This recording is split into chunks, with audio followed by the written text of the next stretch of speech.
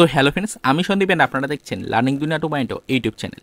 তো ফ্রেন্ডস, আবারও কিন্তু আপনারা যারা অর্গানাইজার টিচার বা সংগঠক শিক্ষক নিয়োগ প্রক্রিয়ার সাথে যুক্ত চাকরি প্রার্থী রয়েছেন এবং বর্তমান সিচুয়েশনে দাঁড়িয়ে আপনারা যারা আপনাদের নিয়োগ প্রক্রিয়াতে গতি আসবে এই আশা নিয়ে অধীর আগ্রহে দিন গুনে চলেছেন এবং ওবিসি মামলার নিষ্পত্তির জন্য বর্তমান সিচুয়েশনে দাঁড়িয়ে যারা ওবিসি মামলার হিয়ারিংগুলোর দিকে ফোকাস রেখেছেন, মূলত তাদেরকে উদ্দেশ্য করে আজকের এই ছোট্ট এবং আর্জেন্ট ভিডিওটা কিন্তু ক্রিয়েট করতেই হচ্ছে। তো ইতিমধ্যে রাজ্যের ওবিসি সার্টিফিকেট সম্পর্কিত চলতি জল্পনা নিয়ে রাজ্যের প্রত্যেকটা ডিপার্টমেন্টের চাকরি প্রার্থীরা কিন্তু অত্যন্ত সচেতন রয়েছেন এবং বর্তমান সিচুয়েশনে দাঁড়িয়ে তারা কিন্তু এই বিষয়টা নিয়ে অত্যন্ত টেনশনের মধ্যে রয়েছেন।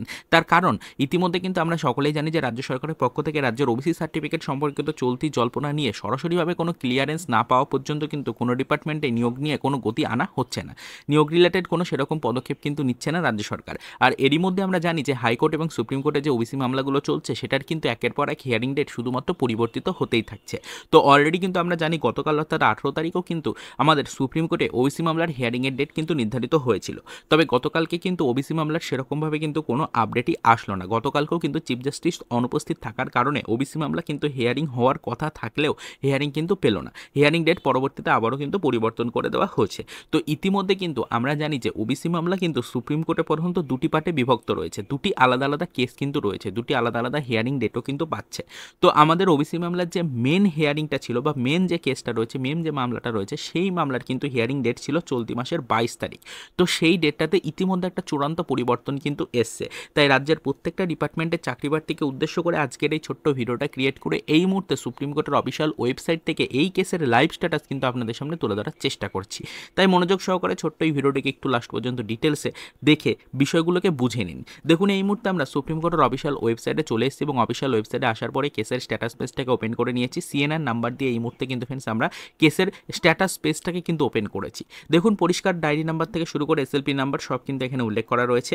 এই কেসটা কিন্তু লাস্ট হিয়ারিং হয়েছিল দেখুন 18/3/2025 তারিখে, সেটা আমরা দেখতেই পাচ্ছি। কেসটা এখনও পেন্ডিং পর্যায়ে রয়েছে। আমরা নিচের দিকে যদি চলে আসি তাহলে দেখুন পরিষ্কারভাবে উল্লেখ করা রয়েছে নেক্সট হিয়ারিং ডেট, যেটা কম্পিউটার জেনারেটেড টেন্টেটিভ ডেট, সেটি কিন্তু 29/7/2025 তারিখ করে দেওয়া হয়েছে। আমরা জানি যে এই হিয়ারিং ডেটটা কিন্তু এতদিন পর্যন্ত 22 তারিখ শো হচ্ছিল, 22/7/2025 তারিখ শো হচ্ছিল। তবে এবার নতুন করে আরও দীর্ঘ এক সপ্তাহ কিন্তু এখানে পিছিয়ে দেওয়া হলো মামলাটির হিয়ারিং ডেট। দেখুন 29/7/2025 তারিখ হিয়ারিং ডেট করে দেওয়া হলো। আর ইতিমধ্যে জানি গতকালকে কিন্তু আমাদের আরেকটি যে মামলা রয়েছে সুপ্রিম কোর্টে, যেটি ওঠার কথা ছিল গত 18 তারিখ গতকালকে, সেই মামলাটিও কিন্তু গতকালকে সুপ্রিম কোর্টে ওঠেনি। সেই মামলার হিয়ারিং কিন্তু হয়নি চিফ জাস্টিস অনুপস্থিত থাকার কারণে। তো একটা বড় ধরনের কিন্তু সমস্যার মধ্যে পড়েছেন রাজ্যের প্রত্যেকটা ডিপার্টমেন্টের চাকরি প্রার্থীরা।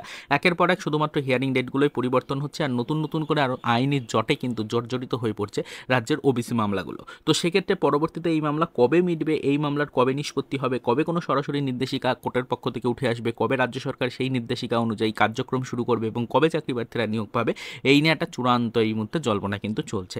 চাকরি প্রার্থীরা সেই কারণে অত্যন্ত হতাশ। তবে হতাশার মধ্যে দিয়েও আমাদের কিন্তু এই কেসগুলোর ওপরে নজর রাখতে হবে, কেসের হিয়ারিংগুলোর উপর নজর রাখতে হবে। সেই কারণে মূলত আজকে সপ্তাহের একদম অন্তিম পর্যায়ে দাঁড়িয়ে 19 তারিখের ডেটে আপনাদেরকে লাইভ একটি আপডেট দেখানোর চেষ্টা করলাম। এই মুহূর্তে সুপ্রিম কোর্টের অফিসিয়াল ওয়েবসাইট থেকে কেসের স্ট্যাটাস কি দেখাচ্ছে, আমাদের ওবিসি মামলার মেন যে ওবিসি মামলা রয়েছে সেই মেন ওবিসি মামলার এই মুহূর্তে কেসের স্ট্যাটাস কি দেখাচ্ছে সেটাই শুধুমাত্র আপনাদের সামনে শো করার চেষ্টা করলাম।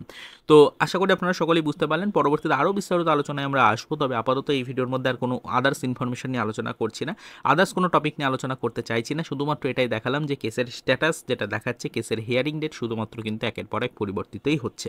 মেন ওবিসি মামলার দিকে সকলের ফোকাস রয়েছে। মেন ওবিসি মামলাটা আমাদের জন্য অত্যন্ত গুরুত্বপূর্ণ। সেই মেন ওবিসি মামলারও কিন্তু সুপ্রিম কোর্টে হিয়ারিং ডেট 22 তারিখ থেকে পেছিয়ে 29/7/2025 তারিখ কিন্তু করে দেওয়া হয়েছে। তো এটা একটা অত্যন্ত ব্যাড নিউজ প্রত্যেকটা ডিপার্টমেন্টের চাকরি প্রার্থীদের জন্য।